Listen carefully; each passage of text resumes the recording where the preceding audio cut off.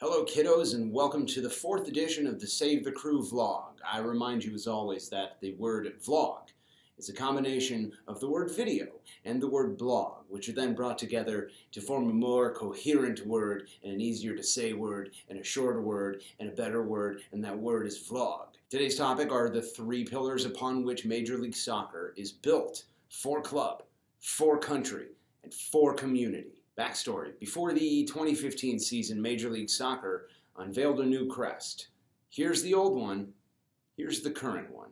When it was unveiled, MLS sent out a press release that explained the various components and details within the badge itself. There was the word mark, the slash, the perimeter, the 2 areas, etc. The most symbolic and meaningful aspect of the new crest were the 3 stars, which MLS told us stood for their 3 core values, their 3 pillars, upon which the league itself is built. There was a star for club, a star for country, and a star for community. That last star, the star that symbolizes community, is the one that I'd like to talk to you about today. You see, a community is a very special thing. It's different than a city, because a city is just a physical place. Now, you can certainly have a community in a city, but that's not the only place that communities can exist.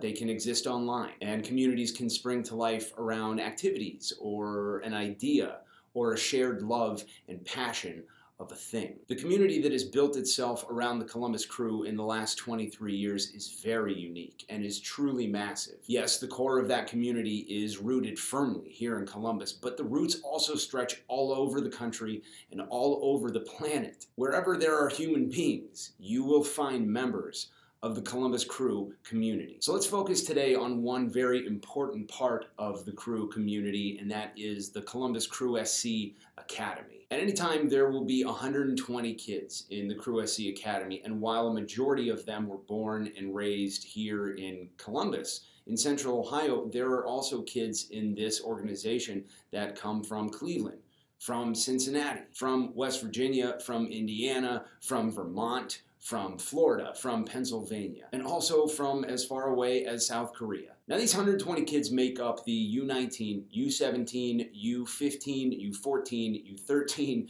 and U12 teams, and they don't live normal lives. They go to virtual schools, they live with host parents, and many of them are members of entire families that have uprooted their lives to move here to Columbus in order to commit themselves fully to our team in our community. Along the way, the organization tells them the same things that they tell us as fans, and they sell them the same way that we are sold as fans. Play for the badge, play for the city, play for civic pride, invest in this organization and invest in this team, because this organization and this team will invest in you. Just have a look at the 3rd star on this crest. That 3rd star, it stands for you, only that it doesn't.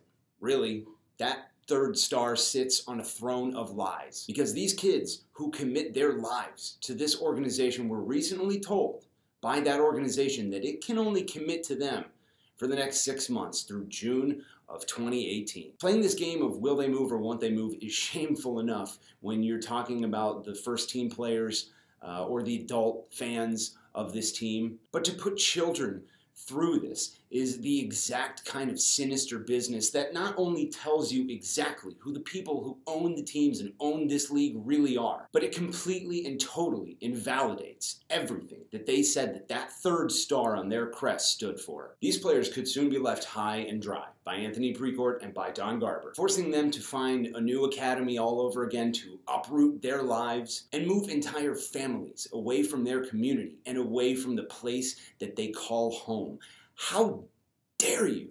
So let's talk about the level of commitment that these kids have made to this organization, only to be abandoned both emotionally and physically by these absentee, behind-the-scenes string pullers. Practices are on Monday, Tuesday, Wednesday, and Thursday. They run for 90 minutes, and that does not include a 30-minute warm-up period, and it doesn't take into account the fact that these practices frequently don't end on time. That right there is 3 to 4 hours a day, 4 days a week. During the season, which runs from August to June, which is 11 out of the 12 months a year, weekends are reserved for games, and those can be either at home or away. The Crew SC Academy plays in a league with 9 other teams. 3 of those teams are in Chicago. 2 are in Minnesota. 1 is in St. Louis. 2 are in Michigan. 1 is in Indiana, and the other one is in Cleveland. If an away game is being played against any team that isn't that team from Cleveland, the travel schedule, because they're driving, requires the kids to leave on Friday. That means that they're going to miss school that day. Practice is Monday through Thursday,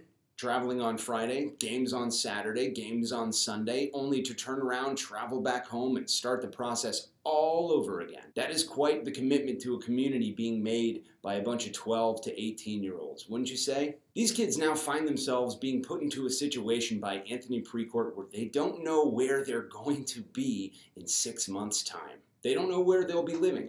They don't know where they'll be going to school. They don't know if they're going to be living in the same state as their mother, their father, their brothers, their sisters, their cousins, their aunts, their uncles, and their grandparents alike. Best case scenario is their parents maybe have family members somewhere in some corner of the country that just so happens to have another similar type of academy near them. And that's best case scenario. Best case scenario is you are able to send your children away from you. Thanks, Major League Soccer. Thanks, Don Garber. And thanks, Anthony Precourt. Hey, by chance, have you guys ever had to send your 14-year-old kid off to live somewhere else far away from you?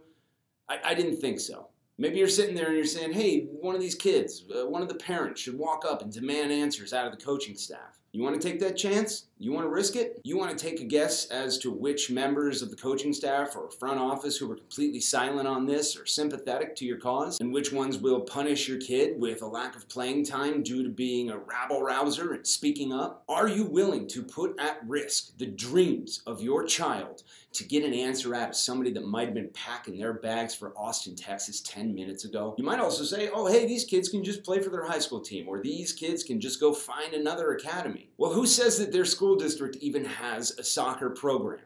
And also, most academies need like a year's notice before you get your kid into it. We got 6 months until June. But that's not even the point. The point is there is a certain quid pro quo between these kids and the academy itself. Remember, this academy is not a charity. It's a business that is investing money into the building up of young people in the hopes that one day these children will grow up to be profitable adults. So yeah, we'll coach you up and we'll help you work towards achieving your goals in life until it doesn't make any financial sense for us to do so anymore. Or until we just don't feel like it and choose to abandon you, your family, and your entire community because of these shady business metrics right here. What are you gonna do? What I'm trying to say, what my point is here, is that you can't say that you're in the business of building communities into one microphone and then turn around and negotiate the destruction of one into another microphone.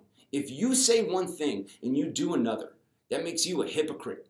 If you say one thing and you do another well enough, that makes you a potential owner-operator of the next Major League Soccer franchise. Congratulations. So when Don Garber, when Anthony Precourt, when Major League Soccer itself tells you that they are for club, for country, and for community, you need to ask yourself if you're being taken for a ride. Thank you for watching, and save the crew. The future of Columbus and the future of the Columbus Crew SC are tied together. We need each other to succeed.